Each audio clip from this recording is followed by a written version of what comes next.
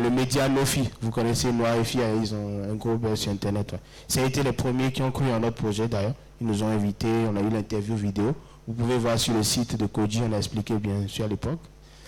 Et ce que nous on avait eu en études de marché ou ce qu'on avait eu en expérience se retrouvait justement même dans les locaux, on avait des journalistes qui avaient aussi les mêmes expériences.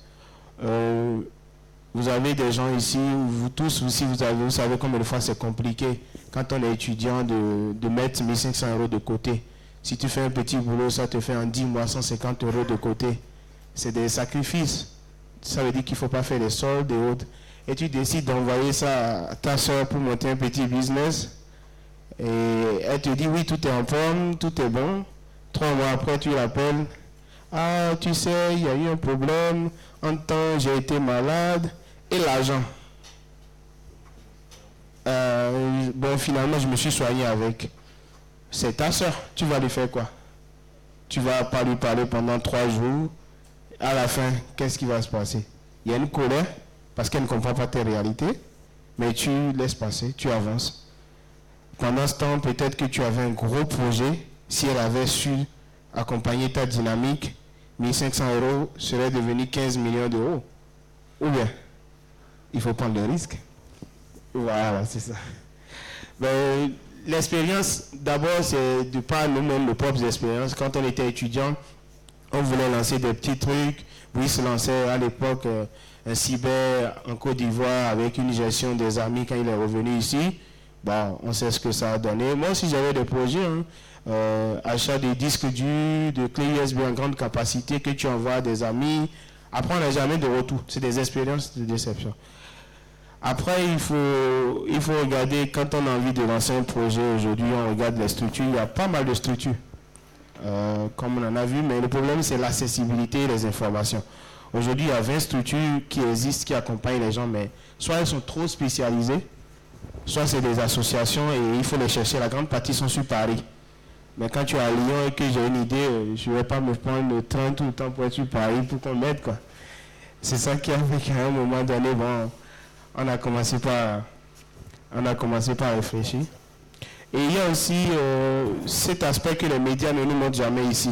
Je ne sais pas si vous avez des amis, vous avez des collègues, pour ceux qui ne sont pas africains et qui ont des amis en Afrique, vous leur demandez, tu reviens, quand il va dire, oh, je ne suis pas pressé de revenir. Il y en a beaucoup qui vivent en Afrique et ils sont très heureux. Mais on ne le voit pas parce que, bon, voilà, c'est pas ce qui intéresse les médias. Donc, dans cette population-là, on a aussi des gens aujourd'hui qui viennent vers nous, qui se préparent à faire le retour, à prendre le risque et qui cherchent des idées ou qui demandent à ce qu'on les aide à s'insérer sur le territoire. Bien évidemment, il y a les structures compétentes françaises, bien sûr, parce qu'ils sont français, mais ils viennent aussi parce qu'on a cette chance d'avoir la double culture. On comprend mieux quelqu'un en Europe comme quelqu'un qui est en Afrique. Et c'est ça qui fait la force aujourd'hui. Et le réseau surtout que Koji a. On a un grand réseau, vous verrez plus tard. Ce qu'on a observé quand on a commencé ce projet, et de par nos expériences aussi, c'était beaucoup envoient de l'argent en Afrique. Ça, chaque mois, tu ne peux pas. Dans chaque famille, tu as toujours un mois, un virement Western qui n'a pas eu son téléphone vibré ici et qui n'a pas eu peur.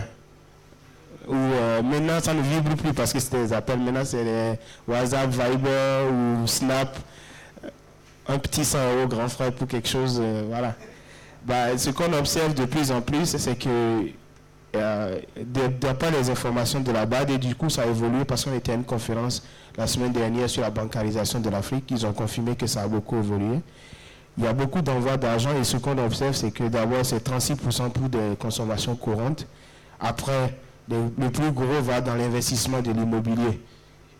La plupart des frères et sœurs ici essayent de faire quand même une petite, une petite cabane pour que quand ils sont à la retraite, ils puissent aller se mettre au chaud sans stress, voilà, profiter de la vie. Après, on a des pourcentages d'envoi d'argent pour des trucs parfois intéressants ou autres.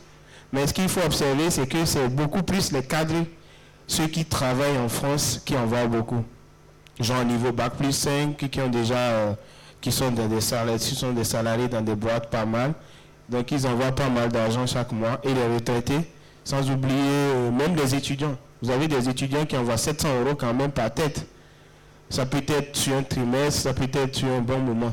Donc cet argent-là, nous on pense que si c'est mieux orienté et qu'on responsabilise ceux qui le réceptionnent sur place, il y a moyen à ce que celui qui est ici vive mieux et ceux qui sont aussi là-bas s'en sortent. C'est la mentalité qu'on dit.